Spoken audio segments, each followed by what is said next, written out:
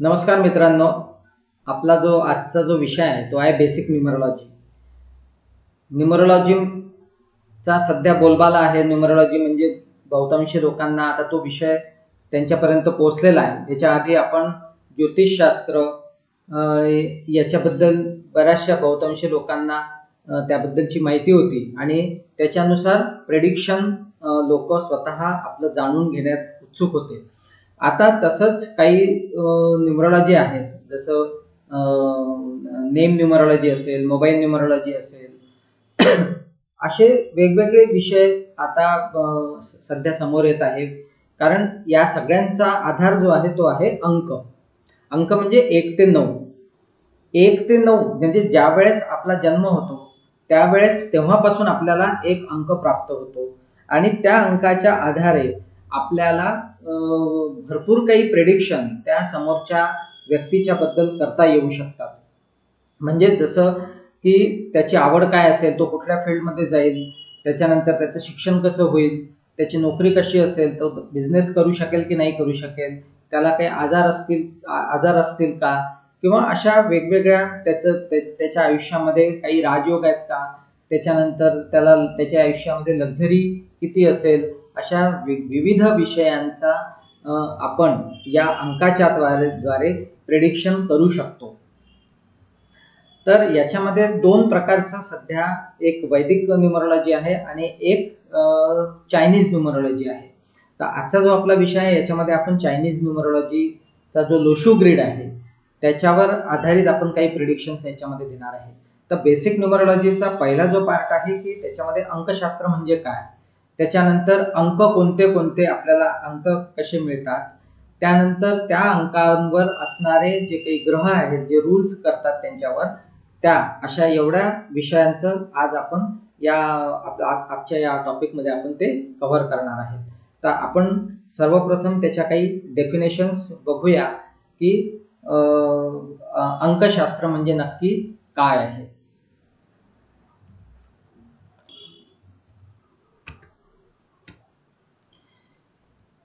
तर basic numerology, अंकशास्त्र म्हणजे काय आणि त्याचा आपल्या जीवनावर कसा परिणाम होतो. अंकशास्त्र देखील ज्योतिषशास्त्राप्रमाणे एखाद्या व्यक्तीच्या भविष्याची गणना करते. अंकशास्त्रामध्ये संख्यांची जुळवाजुळव करून व्यक्तींच्या भविष्याविषयी माहिती दिली जाते. अंकशास्त्रात सूर्य, चंद्र, गुरु, राहू, बुध, शुक्र, केतू, शनी आणि मंगळ या 9 ग्रहांच्या वैशिष्ट्याच्या आधारे गणना केली जाते. यातील प्रत्येक ग्रहाला 1 ते 9 अशी संख्या दिली आहे. ग्रह कोणत्या संख्येने प्रभावित होतो यावर अवलंबून आहे. म्हणजेच ज्योतिषशास्त्रीय तथ्यांशी संख्या जुळवून एखाद्या व्यक्तीच्या भविष्याची माहिती देणे याला अंकशास्त्र म्हणतात. मगाशी जशी मी त्याच्याबद्दलची थोडीफार डेफिनेशन तुम्हाला दिली त्याच पद्धतीने अंकशास्त्र म्हणजे काय या ठिकाणी त्याचं विस्तृत वर्णन त्या ठिकाणी केलेलं आहे. आता नेक्स्ट मी जसं मगाशी म्हटलं की 2 प्रकारच्या न्यूमरोलॉजी सध्या आहेत, की एक वैदिक न्यूमरोलॉजी आहे की जी भारतीय शास्त्रांवर आधारित आहे आणि दुसरी जी न्यूमरोलॉजी आहे ती लोशू ग्रिड म्हणजे चायनीज न्यूमरोलॉजीवर आधारित आहे. आता या दोन्ही याचा अर्थ असा आहे की याच्यामध्ये 3x3 चाच स्क्वेअर असतो आणि त्याच्यामध्ये जे नंबर्स आहेत आपले 1 ते 9 हे त्या पोझिशनला प्लेस केलेले असतात. त्याचा एक स्टँडर्ड फॉर्मॅट आहे. वैदिकचा एक वेगळा स्टँडर्ड फॉर्मॅट आहे आणि लोशू ग्रिडचा एक नॉर्मल फॉर्मॅट आहे, स्टँडर्ड फॉर्मॅट आहे.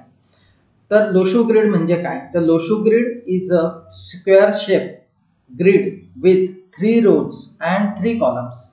1 to 9 numbers are placed in the 3 rows and 3 columns of the Loshu grid. Numbers are arranged in such a way that by adding any 3 numbers horizontally, vertically and diagonally the sum equals to 15. म्हणजे जर तुम्ही आता हा लोशू grid जर तुमच्या समोर जो दिसतोय हा जर तुम्ही बघितला तर याचा हॉरिझॉन्टली जर का तुम्ही त्याची बेरीज केली आणि व्हर्टिकली बेरीज केली, डायगोनली बेरीज केली तरी ती 15च येते. Lo Shu grid is also known as magic or sacred square in Chinese numerology. तर या आधारे त्याचं प्रिडिक्शन आपल्याला करता येऊ शकतं. तर जे नंबर्स मगाशी मी जे तुम्हाला सांगितले होते त्याच्यासाठी हा एक स्टँडर्ड ग्रिड आहे, ज्याच्यामध्ये फर्स्ट जो दिसतोय प्लेन तुम्हाला 492 हॉरिझॉन्टल रो जो तुम्हाला दिसतोय त्याच्यामध्ये 492. आता 4 म्हणजे राहू, 9 म्हणजे मार्स आणि 2 म्हणजे मून. मगाशी जसं मी तुम्हाला सांगितलं की ग्रह आणि त्याचे नंबर्स. आता मी एकदा परत रिपीट करून देतो. 1 म्हणजे सूर्य, 2 म्हणजे चंद्र, 3 म्हणजे गुरु, 4 म्हणजे राहू, 5 म्हणजे बुध, 6 म्हणजे शुक्र, 7 म्हणजे केतू, 8 म्हणजे शनी आणि 9 म्हणजे मंगळ. तर याच पद्धतीने जी प्लेसमेंट जशी केली असेल त्याच पद्धतीने या ठिकाणी त्याच्या खाली त्याचे ग्रह सुद्धा दिलेले आहेत. त्यानंतर दुसरा हॉरिझॉन्टल प्लेन आहे 3, 5 आणि 7. तर 3 म्हणजे ज्युपिटर, 5 म्हणजे मर्क्युरी आणि 7 म्हणजे केतू. आणि थर्ड प्लेन आहे 8, 1, 6. 8 सॅटर्न, 1 सन आणि 6 व्हीनस.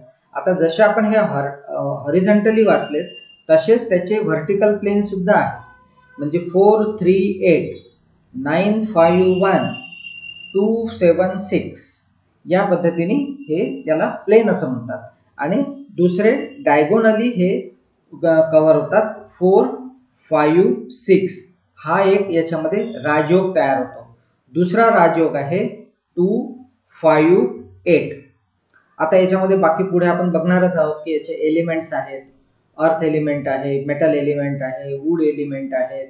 त्याच्यानंतर असे जे सगळे एलिमेंट्स आहेत हे सगळे एलिमेंट्स आपण बघू. याच्या दिशा सुद्धा आपण पुढे बघू की कोणत्या कोणत्या दिशेला या प्रत्येक ग्रहाची एक पॉवर त्या ठिकाणी राहते. तर यामध्ये दिशा सुद्धा राहतील. त्याच्यानंतर प्रत्येक प्लेनचा इम्पॉर्टन्स काय आहे, मेंटल प्लेन काय आहे, त्याच्यानंतर तुमचं असे जे सक्सेस प्लेन काय आहेत, असे जे सगळे प्लेन आहेत त्याच्यातले याचा सुद्धा आपण या पुढच्या याच्यामध्ये विषय घेऊन तुम्हाला समजून सांगू. आता पहिले तर सगळ्यात पहिले आपल्याला हे बघणं आहे की 1 ते 9 जे ग्रह रूल करतात त्या प्रत्येकाच्या क्वालिटीज काय आहेत. म्हणजे गुड क्वालिटीज काय असतात, बॅड क्वालिटीज काय आहेत आणि त्याचा इम्पॉर्टन्स कसा आहे, त्याचा इम्पॅक्ट कसा होतो आपल्या जीवनावर. या सगळ्या गोष्टी पहिले मी तुम्हाला एक बेसिक पहिले त्याच्यातलं समजावून सांगेल आणि त्यानंतर मग पुढे आपण त्याचे प्लेन, त्याच्यानंतर त्याचे योग, राजयोग आणि त्याच्यानंतर पेअर्स जर असेल तर त्याच्यामध्ये कशा राहील, अशा सगळ्या गोष्टी आपण पुढच्या याच्यामध्ये कव्हर करू.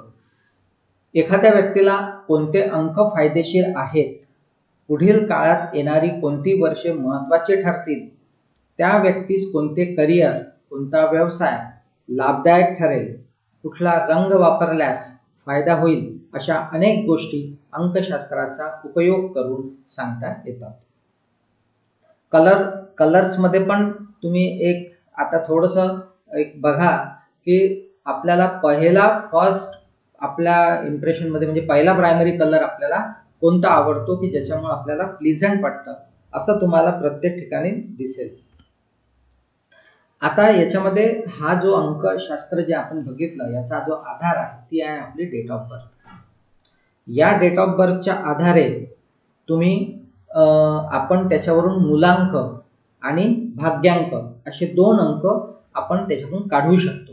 म्हणजे आपली एक प्लेन डेट आणि त्याच्यानंतर त्याच्यातून प्राप्त झालेला मूलांक आणि त्याच्यातून प्राप्त झालेला भाग्यांक. आता मूलांक म्हणजे काय हे आपण सर्वप्रथम समजून घेऊ. अंकशास्त्रात जन्मांक हा म्हणजेच मूलांक हा सर्वात महत्त्वाचा अंक मानला जातो.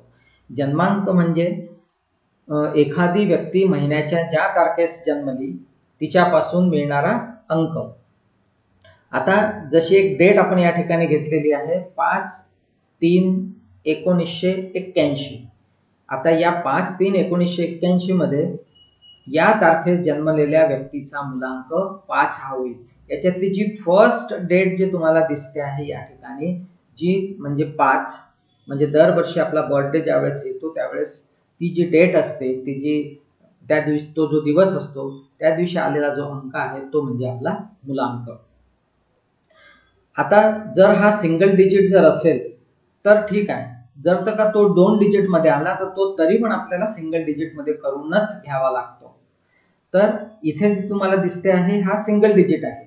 आता जर ती तारीख 2 अंकी असेल म्हणजेच 10 ते 31 या तारखांमधील असेल तर त्या तारखेतील अंकांची बेरीज करून तिला एक अंकी बनवले जाते. आता उदाहरणादाखल जर एखाद्याचा मुलांक म्हणजे पहिली जी डेट आहे ती जर समजा 19 अशी येत असेल तर 19 आपल्याला काय करावं लागेल, 1 + 9 = 10.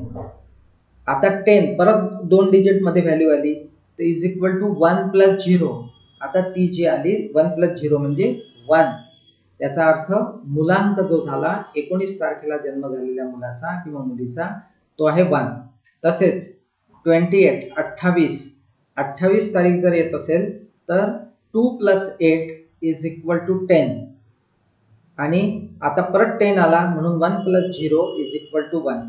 म्हणजे आपल्याला कंपाऊंड जो काढायचा आहे या ठिकाणी तो 1 म्हणजे सिंगल डिजिटच आला पाहिजे. आता या दोन्ही केसमध्ये 1 हा त्याचा मुलांक आहे.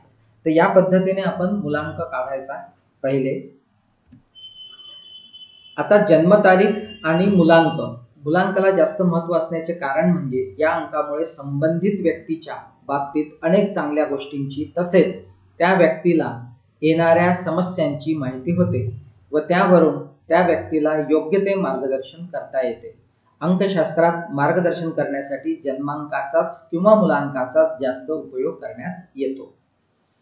आता या ठिकाणी तुम्हाला दिसत आहे की 1 नंबर ज्याचा मुलांक असेल त्या व्यक्ती 1 तारखेला, 10 तारखेला, 19 किंवा 28 या तारखांना त्यांचा जन्म झालेला असेल. 2 नंबर ज्यांचा मुलांक येतो त्याच्यामध्ये 2, 11, 20 आणि 29 या तारखांना जन्म झालेल्या मुलांचा मुलांक येतो 2 तारीख. 3, 12, 21 आणि 30 या तारखांना जन्म झालेल्यांचा मुलांक येतो 3. 4, 13, 22 आणि 31 या तारखांना जन्म झालेल्यांचा मुलांक येतो 4. 5, 14, 23 या तारखांचा जन्म झालेल्या मुलांना मुलांक येतो 5. 6, 15 आणि 24 या तारखांचा जन्म ज्यांचा असेल त्यांचा मुलांक येतो 6. 7, 16, 25 या तारखांचा जन्म ज्यांचा असेल त्यांचा मुलांक आहे 7. 8, 17 आणि 26 या तारखांचा जन्म ज्यांचा असेल त्यांचा मुलांक आहे 8. 9, 18 आणि 27 या तारखांचा जन्म ज्यांचा असेल त्यांचा मुलांक आहे 9. तर आता याप्रमाणे आपण मुलांक कसे काढायचे तर हे आपण आतापर्यंत बघितलेलं आहे. आता याच्यातच सगळ्यात महत्त्वाचा दुसरा जो पार्ट आहे तो म्हणजे भाग्यांक. मगाशी मी जसं तुम्हाला सांगितलं की एखाद्या व्यक्तीचा जन्म झाल्यानंतर त्याचे सगळ्यात पहिले 2 प्राईम नंबर तयार होतात. एक आहे त्याचा मुलांक आणि दुसरा आहे त्याचा भाग्यांक. आता मुलांक तर मी तुम्हाला सांगितला की फर्स्ट जो डिजिट आहे जे तुमचे आलेले असतात त्याच्यावरून तुमचा मुलांक काढायचा. आणि भाग्यांक म्हणजे ज्याला आपण लाईफ पाथ नंबर म्हणतो किंवा फॉर्च्यून नंबर म्हणतो किंवा डेस्टिनी नंबर म्हणतो.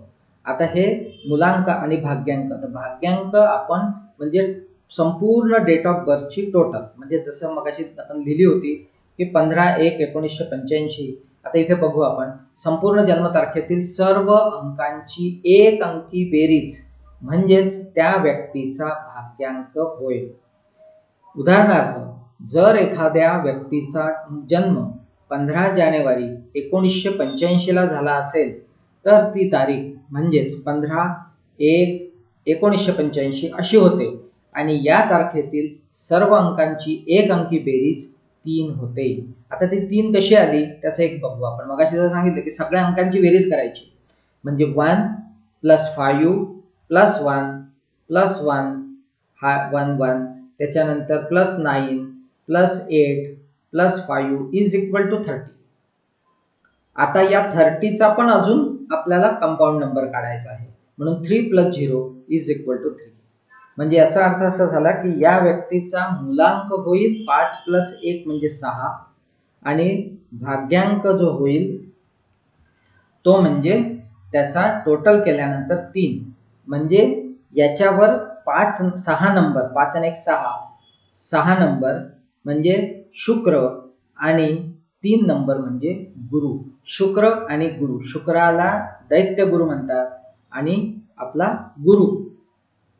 तर असे 2 नंबर या व्यक्तीच्या भविष्यावर म्हणजे या व्यक्तीच्या एकंदरीतच जीवनावर परिणाम टाकणारे असतील.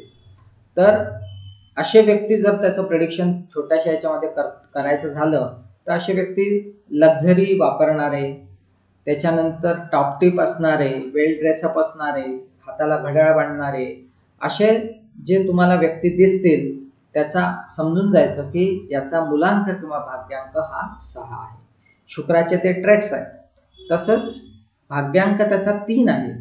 आता भाग्यांक जर 3 असेल तर अशी व्यक्ती नॉलेजेबल असतात, विजडम त्यांच्यामध्ये असतो, त्याच्यानंतर स्पिरिच्युअल असतात. तर असं एकंदरीत जनरल एक प्रेडिक्शन आपण आता याच्यानुसार आपण सांगू शकतो. जर का ज्या व्यक्तीचा मुलांक आणि भाग्यांक, मुलांक जर 6 असेल आणि भाग्यांक जर का समजा 3 असेल तर त्याच्यावर शुक्र आणि गुरु हे 2 ग्रहांचा प्रभाव जास्त दिसेल.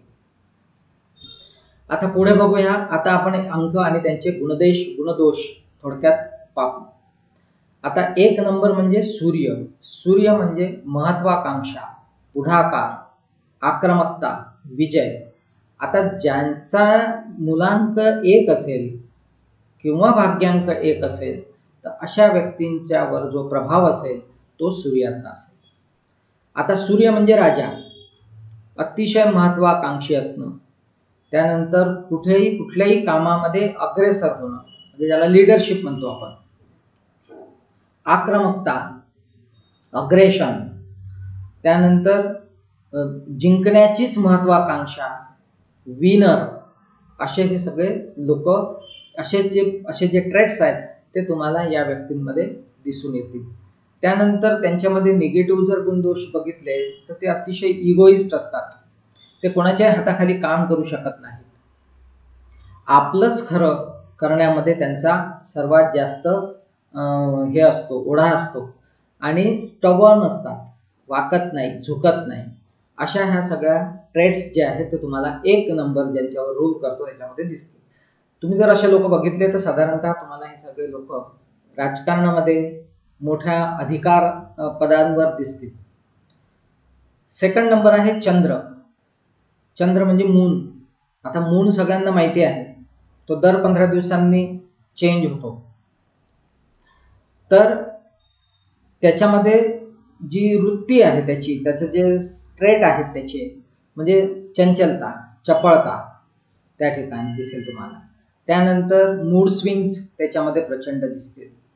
भावनिक असतात, इमोशनल असतात. त्यानंतर हेल्पिंग नेचर असते म्हणजे उदारता असते. त्यानंतर धरसोड वृत्ती, त्याच्यानंतर रोमांस, ह्या ज्या सगळ्या गोष्टी ज्या आहे ह्या चंद्र ज्यांच्यावर प्रभाव टाकतो त्यांच्यामध्ये तुम्हाला बहुतांशी सापडताना दिसतील. अतिशय भावनिक असतात. आता त्या भावनेमुळं काय होतं की त्यांच्यामध्ये पण अशी जर समजा फ्रस्ट्रेशन आलं अशा लोकांना तर अशा लोकांमध्ये सुसायडल थॉट्स सुद्धा जास्त येऊ शकतात. त्यानंतर 3रा ग्रह म्हणजे गुरु. गुरु म्हणजे सगळ्यांनाच माहिती आहे की गुरुची एनर्जी प्रत्येकाला पाहिजे असते. अतिशय उत्साही असणे, असे लोक जे दिसतील तुम्हाला अतिशय उत्साही दिसतील. शिस्तप्रिय म्हणजे डिसिप्लिन ओरिएंटेड दिसतील, हुशार असतील, यशस्वी असतील, त्यानंतर नॉलेजेबल असतील, त्यानंतर स्पिरिच्युअल असतील, अध्यात्माकडे यांचा जास्त ओढा असेल. असे जे प्रभाव असणारी जे लोक असतात त्यांच्यामध्ये तुम्हाला हे सगळे गुण त्या ठिकाणी दिसतील. जर त्याच्यानंतर आहे 4 नंबर म्हणजे राहू. आता आपण ज्या जगामध्ये किंवा ज्या युगामध्ये आपण राहतो आहे, आज तुम्ही जर बघितलं असेल तर सगळं इलेक्ट्रॉनिक्स अँड कम्युनिकेशन, त्याच्यानंतर इन्फॉर्मेशन्स, हे जे सगळे माध्यम आहेत किंवा आता असणारे आपल्या आजूबाजूला असणारे गॅझेट्स आहेत म्हणजे लॅपटॉप असेल, मोबाईल असेल, इंटरनेट कनेक्टिव्हिटी असेल, कम्प्युटर्स असेल, ज्याच्यामुळं आपण सगळे त्याच्या भोवती आता फिरतो आहे. ह्या सगळ्यांचा या सगळ्यांवर प्रभाव जो आहे तो राहूचा आहे. त्यामुळे आता जे म्हटलं जातं की हे कलियुग आहे, म्हणजेच राहूचं युग आहे. कारण अनालिटिकल माइंड अशा लोकांचा खूपच स्ट्रॉंग असतो. इंट्युशन पॉवर यांना सगळ्यात चांगली असते. त्यानंतर बोलण्यामध्ये एकदम तोंडावर बोलणारे, फटकळ बोलणारे असतात. त्यानंतर दुतोंडी असणे, म्हणजे कधी काय सांगितलं कधी काय सांगितलं, त्यांचा थांग पत्ता लागत नाही, अंदाज येत नाही अशा लोकांच्या पर्सनॅलिटीचा. त्यानंतर डिस्टर्बन्स क्रिएट करणे. तर आता असं म्हणतात की असे जे ट्रेड्स आहेत, असे जे लोक आहेत ते यशस्वी होतात राजकारणामध्ये. म्हणून राजकारणामध्ये याच्यासाठी इंटरेस्ट असणाऱ्यांची जर कुंडली बघताना शक्यतो राहूचा विचार केला जातो, शनीचा विचार केला जातो, तर राहूचा प्रामुख्याने विचार केला जातो. त्यानंतर बुध, त्यानंतर नंबर आहे 5. 5 हा जो नंबर आहे हा बॅलन्सचा नंबर आहे. अंकशास्त्रामध्ये याला एक विशेष महत्त्व प्राप्त आहे. अंकशास्त्रामध्ये याचं एक असं म्हटलेलं आहे की याला कोणी शत्रू नाही आहे. त्यामुळं बुध हा असा ग्रह आहे आणि त्याच्यावर जो प्रभाव टाकतो तो आहे बुध. बुध म्हणजे बुद्धिमत्ता. त्याच्यानंतर बुध म्हणजे कम्युनिकेशन. कम्युनिकेशनमध्ये असे लोक खूप स्ट्रॉंग असतात. शक्यतोवर तुम्हाला मार्केटिंगमध्ये काम करणारे, मोठे मोठे बिझनेसेस उभे करणारे अशांचे हे लोक तुम्हाला सापडू शकतात. त्याच्यानंतर फ्रेंडली असतात, त्याच्यामुळे यांना खूप फ्रेंड्स असतात. रोमॅन्टिक असतात, थोडे चंचल असल्यामुळं चांगले रोमॅन्टिक असतात. त्यानंतर थॉट प्रोसेस जी असते त्यांची खूपच स्ट्रॉंग असते. फटाफट निर्णय घेतात, निर्णय क्षमता खूपच स्ट्रॉंग असते. डिसिजन मेकिंग पॉवर यांच्या जो प्रचंड असते. तर त्याच्यामुळं 5 हा जो नंबर आहे, जर तुम्ही तसंही जर बघितला तर 1 ते 9 मध्ये 5 हा मिडलला येतो, म्हणून त्याला बॅलन्सचा नंबर म्हटलेला आहे. 5 हा सगळ्या नंबरला कनेक्ट करतो, म्हणून त्याला कम्युनिकेशनचा, कनेक्शनचा, म्हणून त्याच्या माध्यमातून तो कनेक्शन चांगले एस्टॅब्लिश करू शकतो. त्याच्यानंतर त्यांचे कोणी शत्रू नसते, त्याच्यामुळे सगळ्यांच्या याच्यामध्ये त्यांचा वावर असतो. तर असे जे ट्रेड्स आहेत तुम्हाला हे 5 नंबरच्या ज्यांचा मुलांक आहे त्यांच्यामध्ये दिसते. त्यानंतर शुक्र, 6 नंबर म्हणजे शुक्र, ज्यांचा मुलांक 6 आहे त्यांचा जो ग्रह जो आहे तो आहे शुक्र. आता शुक्र म्हणजे सर्वांनाच माहिती आहे, आवडीचा ग्रह आहे सगळ्यांच्या. सगळ्यांना लक्झरी पाहिजे आहे, सगळ्यांना मटेरियलिस्टिक लाईफ जगायचं आहे, सगळ्यांना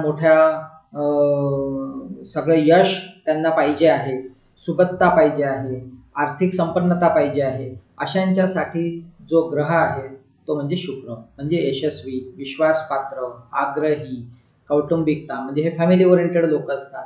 यांना फॅमिलीमध्ये जास्त राहणं आवडतं, फॅमिलीची जास्त ते अटॅच असतात. त्यानंतर असे जे लोक आहेत शुक्रांचे ज्यांच्यावर तुम्हाला प्रभाव दिसेल ते शक्यतोवर तुम्हाला नीटनेटके, वेल ड्रेसअप, क्लीनलीनेस, हाताला घड्याळ बांधणारे, टॉप टिप राहणारे. त्याच्यानंतर बॉलिवूडमधल्या ज्या सगळ्या जे वर्चस्व आहे त्याच्यामध्ये शुक्र हा ग्रह प्रामुख्याने त्या ठिकाणी प्ले करतो रोल आपला. त्यानंतर केतू हा तसा लकी नंबर मानला जातो, म्हणजे लक तुमच्या पाठीशी आहे असं म्हणतात. पण जर का तो बिघडला तर तो मात्र मग सगळ्या गोष्टी उलट्या करतो, विरुद्ध करतो. जसं राहूचं आहे की राहू तुम्हाला सारं जग फिरवतो आणि तुम्हाला तो भौतिकतेकडे घेऊन जातो, परंतु केतू हा तुम्हाला आध्यात्मिकतेच्या मार्गातून तुम्हाला मोक्षाकडे घेऊन जातो. त्याच्यानंतर त्याच्यामध्ये बेचैनी खूप असते. त्याच्यानंतर तसा तो चांगला एक बिझनेस करणाऱ्या व्यक्तींच्यासाठी तो सपोर्टिव्ह आहे. त्याच्यानंतर त्यांच्यामध्ये इंट्युइशन पॉवर चांगली असते. म्हणजे याच्यामध्ये ज्योतिषशास्त्रामध्ये किंवा अंकशास्त्रामध्ये किंवा न्यूमरोलॉजी या एकंदरीतच या फील्डमध्ये काम करणाऱ्यांना त्याचा सगळ्यात जास्त फायदा होतो. म्हणून केतू जर का समजा तुमचा स्ट्रॉंग असेल तर म्हणतात की अकल्ट सायन्समध्ये त्या व्यक्तीला चांगलं यश प्राप्त होऊ शकते. त्यानंतर आहे शनी. शनी म्हणजे शनय, त्याचा नंबर आहे 8. आता शनी हा जर शब्द वापरला की शनी आहे मागे, याचा अर्थ कुठलं तरी काम हे निगेटिव्ह डायरेक्शनने जाईल किंवा निगेटिव्हिटीज त्याच्यामध्ये येईल. तर असे जे लोक जे असतात ते थोडे उदासीन असतात. त्यानंतर प्रत्येक गोष्टीमध्ये त्यांना प्रचंड संघर्ष करावा लागतो. लेबर वर्क अपेक्षित आहे, हार्डवर्क अपेक्षित आहे, त्यानंतरच शनी त्यांना त्याचे फळं देतो. म्हणून उशिरा जे काय मिळतं ते सगळं आयुष्यामध्ये ज्यांच्यावर 8 नंबर रूल करतं त्यांना आयुष्यात सगळं उशिरा मिळतं. गोल चेहऱ्याचे तुम्हाला असे लोक तुम्हाला सापडतील की ज्यांच्यावर शनीचा प्रभाव सर्वात जास्त असेल. परंतु शनी हा ग्रह अर्थ एलिमेंटचा असल्या कारणाने तो संपत्तीमध्ये तुम्हाला खूप चांगला बेनिफिट देऊन जातो. अशा लोकांकडे चांगली संपत्ती तयार असते, म्हणजे चांगली संपत्ती ते तयार करू शकतात. जमिनीच्या माध्यमातून ते संपत्ती त्यांची चांगली मोठ्या प्रमाणात तयार होऊ शकते. त्यानंतर मगाशी मी जसं सांगितलं की उदासीन असतात, नर्वस राहतात, तर असे जे ट्रेट्स तुम्हाला सापडतील ते शनी या ग्रहाचे सापडतील. त्यानंतर 9 नंबर आहे मंगळ. 9 म्हणजे मंगळ. आता मंगळ आणि सूर्य यांचं एक असं नातं आहे की जवळपास सारखेच ट्रेट्स तुम्हाला या 2 ग्रहांमध्ये दिसतील. तर सूर्य म्हणजे राजा आणि मंगळ म्हणजे सेनापती. आता मंगळ म्हणजे सेनापती, सेनापतीचं कामच आहे की राजाच्याच प्रती सारखं त्याला त्याचं लाईफ जगावं लागतं किंवा तो जगतो. म्हणजेच जर तुम्ही बघितले असतील मंगळाचे लोक, तर हे शक्यतो तुम्हाला पोलीस डिपार्टमेंट आहे, आर्मी आहे, अशा ठिकाणी ते तुम्हाला सापडतात. तर त्यांचं काम आहे त्या ठिकाणी एक त्यांच्यामध्ये बाणेदारपणा असतो, लढाऊपणा असतो, त्यानंतर प्रचंड संघर्ष करण्याची त्यांची तयारी असते, आक्रमकता असते, अग्रेसर असतात प्रत्येक कामामध्ये, त्याच्यानंतर अतिशय स्टबर्न असतात, त्याच्यानंतर इगोइस्टिक असतात. तर हे जे सगळे ट्रेट्स तुम्हाला दिसतील, त्याच्यानंतर त्यांची वाणी प्रखर असते, बोलण्यामध्ये त्यांच्यामध्ये एकदम अग्रेशन असते. तर असे जे सगळे लोक जे तुम्हाला सापडतील ते सापडतील तुम्हाला मंगळाचे ट्रेट्स असणारे. म्हणून तसे तो जो कलर त्याला जो हे करतो, इंडिकेट करतो, तो रेड कलर आहे मंगळाचा. म्हणून तुम्ही आपल्या शरीरामधलं जे ब्लड सुद्धा आहे त्याला सुद्धा आपण मंगळाचीच उपमा दिलेली आहे. तर आता याप्रमाणे आपण जे सगळे अंक बघितले आणि आता परत एकदा जर का समजा मागे आपण जर गेलो तर आपण जे बघितलं की अंकशास्त्र म्हणजे काय, त्यानंतर जे ग्रीड आहे, मगाशी मी जसं सांगितलं तुम्हाला की एक लोशू ग्रीड आहे, चायनीज ग्रीड आहे.